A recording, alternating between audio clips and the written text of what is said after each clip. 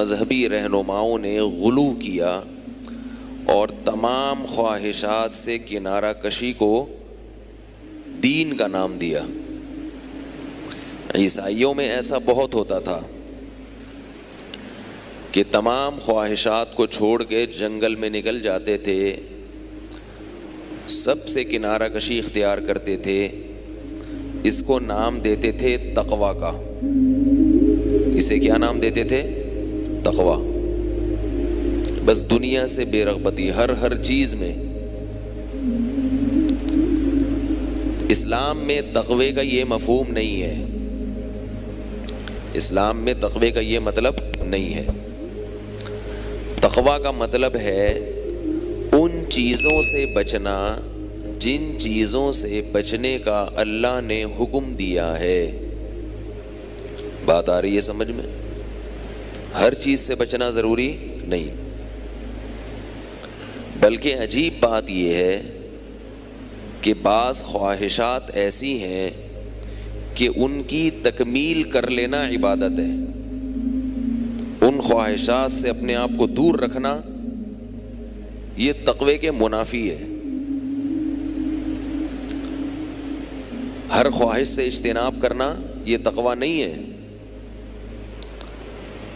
اور بلکہ اس کے برعکس ہے کہ بعض خواہشات ایسی ہیں کہ ان کی تکمیل کر لینا کیا ہے؟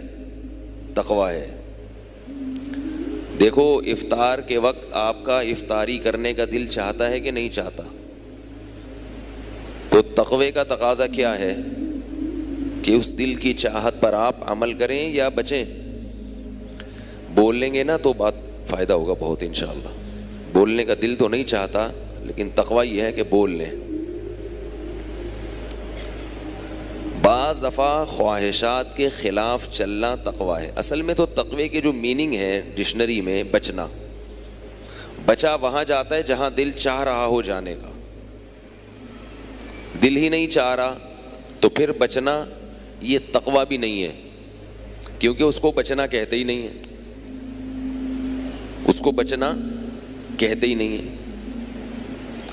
آپ کا دل ہی نہیں چاہ رہا ہے چوری کرنے کا، کیونکہ وہاں پولیس بیٹھی ہوئی ہے۔ آپ کو پتہ ہے کہ اگر میں نے یہاں جیب کاٹنے کی کوشش کی ایس ایچ او صاحب کی جیب سے تو میری خیر نہیں ہے۔ وہاں آپ کا دل ہی نہیں چاہ رہا چوری کرنے کا، تو یہاں چوری سے بچنا تقوی نہیں کہلائے گا، کیونکہ یہ بچنا ہی نہیں ہے نا۔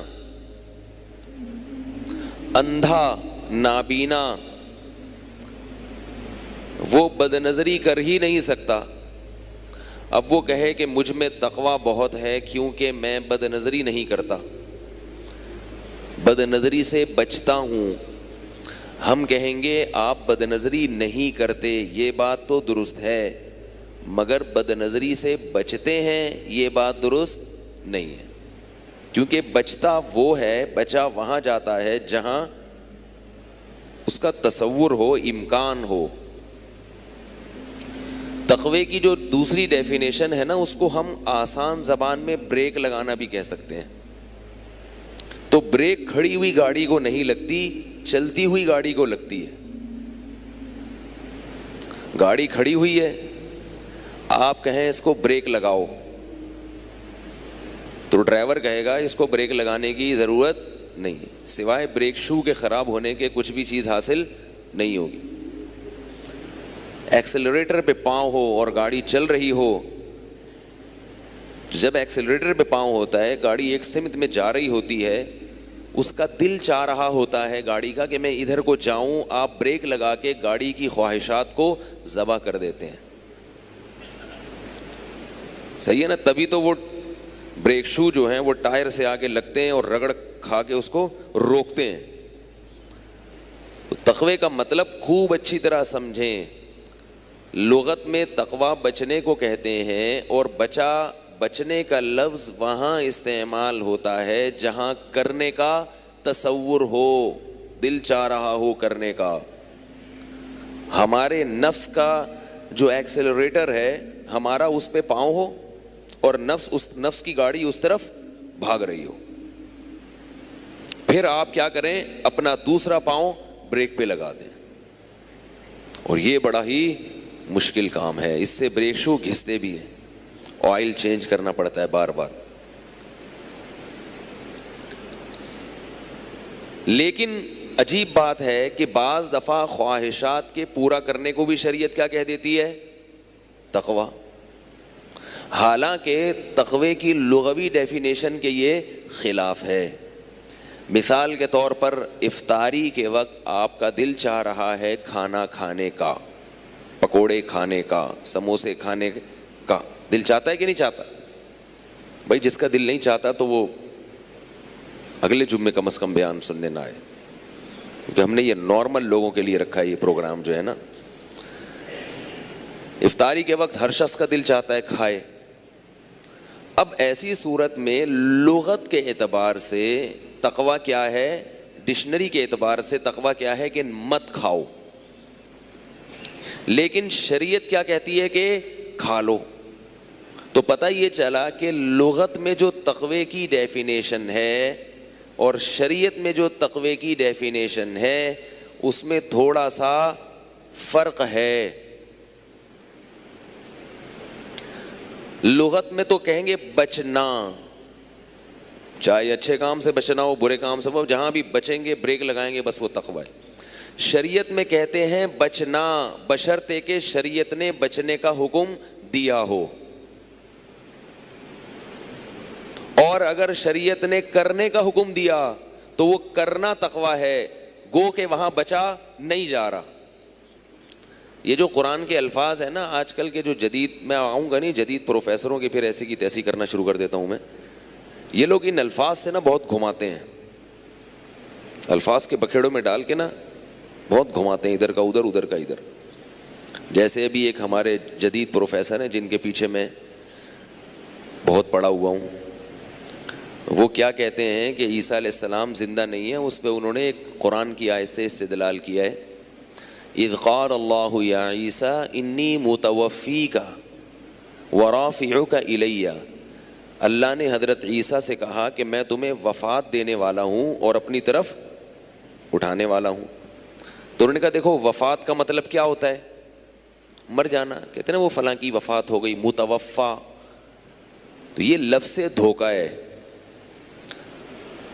قرآن میں موت کے لیے جو صریح لفظ استعمال ہوا ہے وہ موت استعمال ہوا ہے. یمیتکم, تمہیں موت دے گا, امیتک, تجھے موت دینے والا ہوں, انک میت وانہم میتون, اے نبی آپ پر بھی موت آئے گی اور ان لوگوں پر بھی موت آئے گی. ثم یمیتکم, اللہ تمہیں موت دیتا ہے, ثم یحییکم, اللہ تمہیں زندہ کرتا ہے. توفا کا اصل مطلب موت دینا ہے ہی نہیں. یہیں سے کہاں گڑبڑ شروع کر دی, ڈنڈی مارنا شروع کر دی پروفیسر صاحب نے لمس یونیورسٹی کے. انی متوفی کا, میں تجھے وفات دینے والا ہوں. اب وفات کا مطلب سمجھیں عربی میں کیا ہے. اردو میں آپ نے یہ لفظ سنا ہے وفا ہے بھائی, وفا کسے کہتے ہیں, چکانا, پورا پورا بدلہ چکانا. توفا وصول کرنا. توفا کسے کہتے ہیں, کسی کو وصول کر لینا. ایک ہوتا ہے جیسے کروما, اس کا مطلب ہے عزت دار ہونا, اکرما عزت دینا. تو عربی میں نا الفاظ کی چینجنگ سے اس طرح سے معنی میں چینجنگ پیدا ہوتی ہے. تو وفا یا اوفا اس کا مطلب چکانا, بدلہ چکانا, یہ کسی کو دے دینا اس کا حق. اور توفا وصول کر لینا. اب چونکہ میت میں بھی بندہ وصول ہو جاتا ہے اس لیے اس کو بھی قرآن نے مجازن توفا سے تعبیر کیا. اور بعض دفعہ آپ کسی کی باڈی کو اپنی طرف لے آئیں اس کو بھی کیا کہتے ہیں, وصول. تو اللہ نے حضرت عیسیٰ کے بارے میں یہ ہرگز نہیں کہا کہ اے عیسیٰ میں تجھے موت دینے والا ہوں. اللہ نے کہا اے عیسیٰ متوفی کا, میں تجھے اپنی طرف وصول کرنے والا ہوں, لینے والا ہوں اپنی طرف. اب اس میں دونوں احتمال ہیں کہ یہ لینا کسی کو موت دے کے بھی ہو سکتا ہے اور یہ لینا کسی کی زندگی میں بھی ہو سکتا ہے. دوسری آیت سے قرآن سے پتہ چلتا ہے اور احادیث سے کہ یہ موت والا لینا مراد نہیں تھا, یہ باڈی سمیت وصول کرنا ہے. لفظ کے دو مطلب ہیں, دونوں مطلب اس کے نکلتے ہیں, باڈی سمیت لے لینا بھی اور صرف کسی کی روح کو قبض کر لینا بھی, اور یہ دونوں مطلب قرآن میں استعمال ہوئے ہیں. اللہ یتوفی الانفس حین موتها, فرمایا اللہ موت کے وقت بھی تمہارے نفس کو وصول کر لیتا ہے. اب بات سمجھنا اچھی طریقے سے جو میں بتانا چاہ رہا ہوں, اللہ موت کے وقت تمہارے نفس کو وصول کر لیتا ہے. یتوفا کا لفظ استعمال کیا, اگر یتوفا کا مطلب موت ہوتا تو پھر اللہ موت کے وقت کا لفظ ذکر تھوڑی کرتے. کیا کریں یار, کیسے سمجھائیں. دیکھو میں دوبارہ آیت پڑھتا ہوں, میں بس یہ موضوع زیادہ نہیں لمبا لے کے چلوں گا, جو اصل موضوع ہے اسی پر آ رہا ہوں ابھی. اللہ یتوفی الانفس حین موتها, اللہ کسی نفس کو وصول کر لیتا ہے اس کی موت کے وقت. اگر وصول کرنے کا مطلب موت ہی ہوتا تو یہ موت کے لفظ کا 2 دفعہ تکرار نہیں ہو گیا پھر.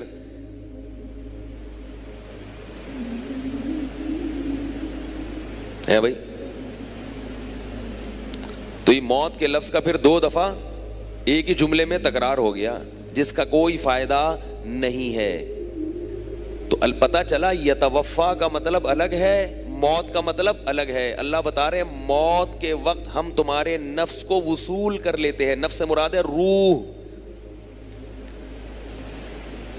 یعنی ہم کیا کرتے ہیں, بندے کو وصول کر لیتے ہیں. پتہ چلا موت ایک الگ چیز ہے, وصولی ایک الگ چیز ہے. وہ الگ بات ہے کبھی وصولی سے پورا بندہ لے لیا تو موت ہی مراد ہوتی ہے, صرف روح لے لی تو موت مراد ہوتی ہے, پورا بندہ وصول کر لیا تو موت مراد نہیں ہے. کیونکہ قرآن مجید میں صاف لفظوں میں اللہ نے کہا وما قتلوہ وما صلبوہ, کہ یہودیوں نے عیسیٰ ابن مریم کو قتل نہیں کیا, سولی پر نہیں لٹکایا, ولیکن شبہ لہم, معاملہ مشتبہ ہو گیا ان کے اوپر, بل رفعہ اللہ الیہ, اے اللہ پھر ہوا کیا ہے جب نہ قتل کیا نہ سولی پہ لٹکایا. اللہ کہہ رہے ہیں بلکہ بات یہ ہے کہ اللہ نے ان کو اپنی طرف اٹھا لیا. اس سے زیادہ بھی کوئی واضح آیت ہو سکتی ہے حضرت عیسیٰ کے آسمان پہ جانے کے. اور غامدی صاحب یہ کہتے ہیں کہ قرآن میں کہیں بھی اس کا تذکرہ نہیں ملتا, لفظی ترجمہ بھی نہیں پتا بیچارے کو.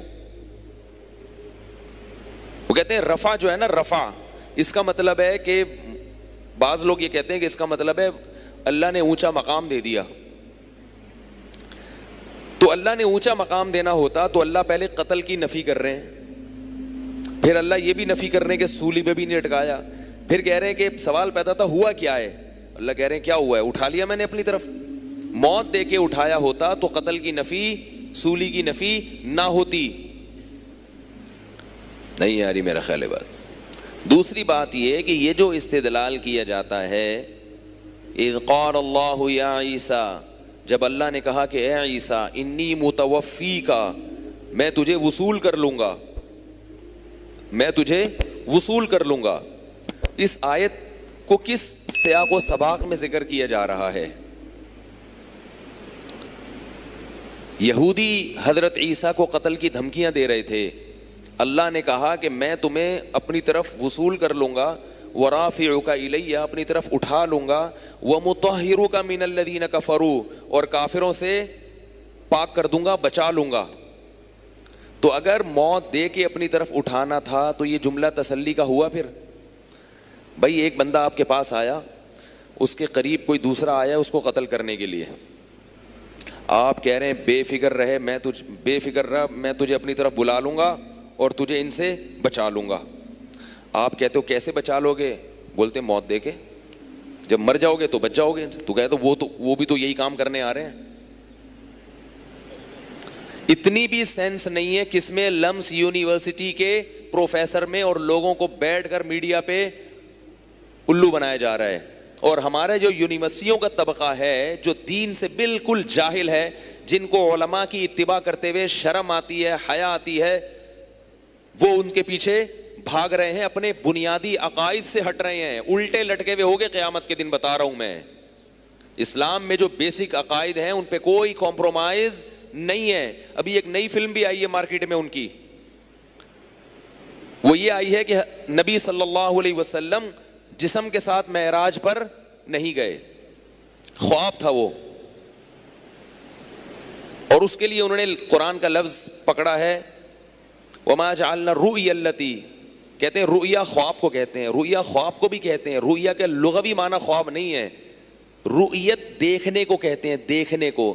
یہ ہے نہیں رؤیت ہلال کمیٹی, ہلال دیکھنے کی کمیٹی. رؤیت کسے کہتے ہیں؟ دیکھنے کو, جس کا اطلاق مطلق دیکھنے پر بھی ہوتا ہے اور خواب پر بھی ہوتا ہے. اب یہاں خواب مراد ہے یا حقیقت میں دیکھنا مراد ہے؟ تو یہ قرآن سے ہی ہمیں پتہ چل جاتا ہے.